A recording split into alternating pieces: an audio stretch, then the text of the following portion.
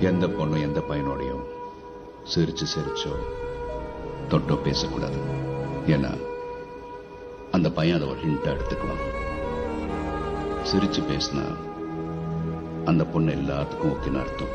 ஆம்பளைங்க சிரிச்சு பேசுற மாதிரி பொண்ணுங்க சிரிச்சு பேசினா அவங்க ஐட்டம் ஆயிடுறாங்க, தப்பான கேரக்டர் ஆயிடுறாங்க.